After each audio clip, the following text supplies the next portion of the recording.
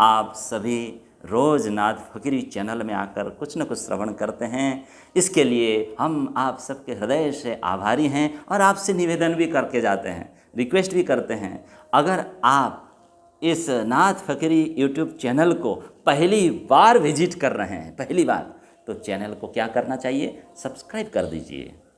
तो आपको पता ही है, लेकिन भूल जाते होंगे। और इस वीडियो को खूब शेयर करें। साथियों, जो परमात्मा में आनंद है, जो सुख है, जो शांति है, जो सत्संग में जो आनंद है, वो तो अकल्पनीय है।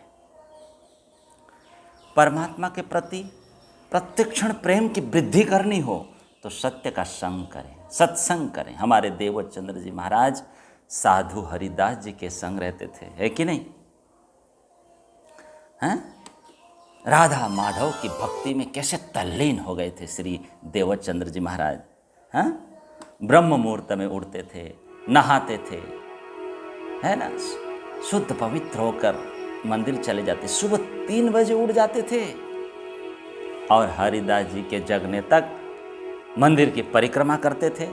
फिर बाद में मंदिर बुहारते, पानी भरते, बड़े प्रेम से सेवा भक्ति को निभाया था, है कि नहीं?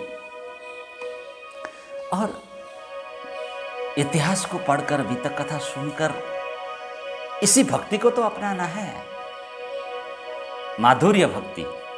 लेकिन इसके लिए वासना, कामना, लालसा को घटाना होगा, ये शर्त है। आत्मचिंतन करना होगा, भीतर लौटना होगा। और जब सेवा भक्ति अपनाते हैं तो आत्मा में सुख आता है, ठीक है, आत्मा में सुख आता। तो हम रोज करते तो हैं अपने अपने घरों में, मंदिरों में, तीर्थों में, लेकिन मन लगाकर नहीं करते, इसलिए सुख नहीं आ रहा है। नहीं तो दाम धनी की शक्ति, शांति का वायुमंडल अवश्य तैयार होगा, क्यों नहीं होगा? और इसी एटमॉस्फेयर से बहुत लाभ होगा। क्या क्या लाभ गिनाऊं मैं आपको? जहाँ धाम धनी की शक्ति हो, धाम धनी की शांति हो, है ना, पूजा पाठ हो, फिर वहाँ तो लाभ ही लाभ है, कोई विलाप की बात ही नहीं।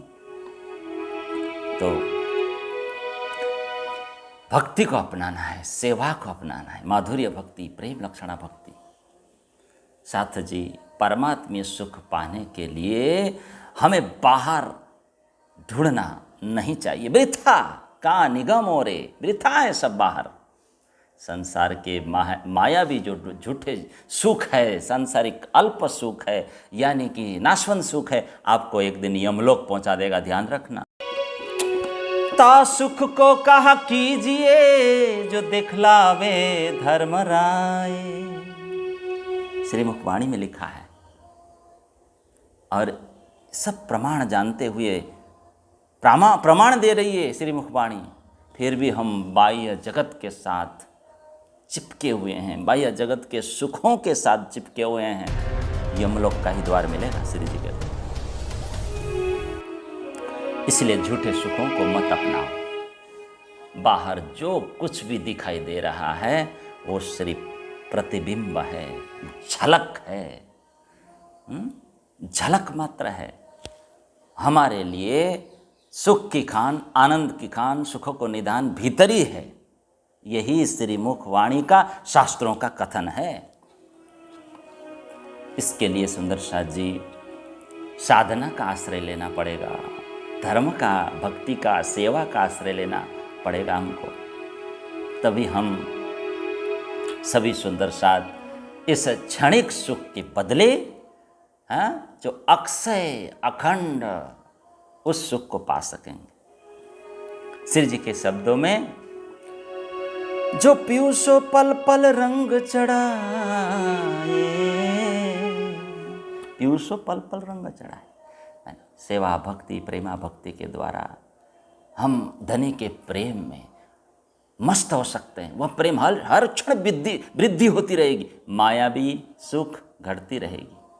दुख सब सुपनो होए गयो, दुख सब सुपनो होए गयो, दुख सब सुपने होए गयो, है ना। श्री जी कहते हैं स्वप्न के समान भक्ति के आने से स्वप्न के समान सब सांसारिक सुख मिट गए, अखंड सुख भोर भयो। श्री जी कहते हैं अखंड सुख का प्रभात हो गया। श्री महामत खेले अपने लाल सो, महामती अपने धाम धनी अक्षरातीत धनी के साथ लीला विलास करने लग गए। बोलो प्राणनाथ प्यारे की। सबसे बड़ी बात यही तो है, धाम धनी के रास्ते पर चलो, उस सुख को प्राप्त करो। जो इस रास्ते पर चलते हैं उन्होंने दुख उठाया, दुख उठाते हैं और हमेशा खुश रहते हैं, है ना। अखंड सुख भोर भयो, अखंड सुख का प्रभात हुआ है, उसको दुख कैसे होगा। बोलो प्राणनाथ प्यारे की। हमेशा खुश रहेगा, हो तब भी खुश, नहीं हो तब भी खुश, पैसे हो तब भी खुश, हर वक्त खुश, नहीं हो तब भी खुश। वही सुख है सुंदर साथ जी, खुश रहना ही सुख है। हम तो सुख की आशा में बैठे रहते हैं और यही सोचते रहते हैं, हैं एक नहीं एक दिन, यह एक दिन जरूर आएगा, सुख के दिन जरूर आएंगे। गलत है।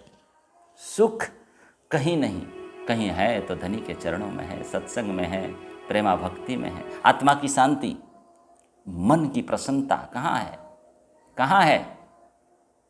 राज्य के चरणों में। भय दुख चिंता द्वेष से मुक्ति कहाँ कैसे मिलेगी।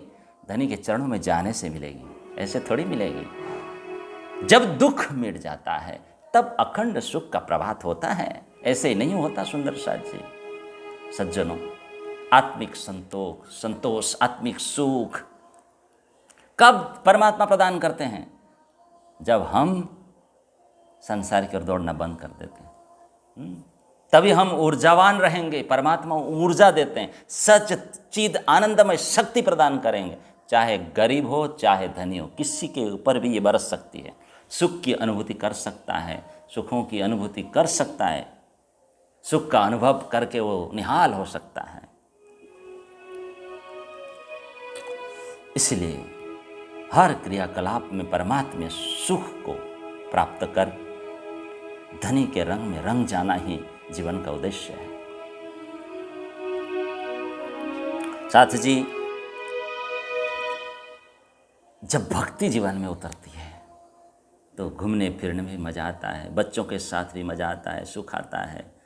हर क्रिया व्यवहार में भक्ति वाले को सुख होता है, हर रिश्तों में उसको सुख होता है।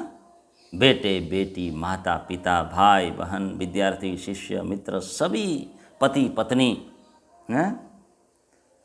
खाने पीने में, नहाने में, सुंदर सा जी हंसी मजाक करने में, खेलने में, है ना। क्षणिक क्यों ना हो ये सब, लेकिन भक्ति वाले मस्त होकर वो काम करता है, हैं? उस समय उसको सुख मिलता है। लेकिन अभक्त हो फिर वो दुखी होता रहता है। अखंड सुख लागियो, अखंड सुख की तरफ दौड़ें। तो अंत में सारांश यही है कि हम सांसारिक झूठे दुखों से न डरें, जिन्हें डरो। इन्हीं दुखों के द्वारा धनी का जो अखंड सुख है वो प्राप्त होगा। महामती ने कहा है कि आप क्षणिक सुखों के पीछे दीवाना मत बनो, क्षणिक सुखों के पीछे दीवाना मत बनो। यहाँ के सुख कैसी है, मृग तृष्णा की तरह। कोई किसी को नसीब होने वाला नहीं है। मृग तृष्णा सुख किसी को नसीब होने वाला नहीं है।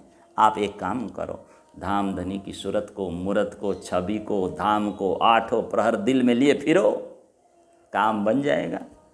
तभी वह अखंड सुख का अनुभव आप कर पाएंगे, उसका प्रभात आपके हृदय में हो जाएगा। इसलिए अंतिम समय आ गया है, क़यामत है ना। इस सांसारिक खेल को छोड़ो और परम धाम में अरस में जाकर प्रसन्नता के साथ धनी से मिलो। श्री जी यही आदेश देते हैं। इसी भाव के साथ सुंदर साथ जी आज यहीं पर रखते हैं एक चौपाई। दुख सब सुपना होए गयो, अखंड सुख भोर भयो। श्री महामत खिले अपने लाल सो, जो अक्षरातीत कहो, जो अक्षरातीत कहो। मिलते हैं कल, तब तक के लिए हमेशा प्रसन्न रहिए, भक्ति में रहिए, सेवा में रहिए, संतुष्ट रहिए और सुखी रहें। बोलो प्राणनाथ प्यारे की जय।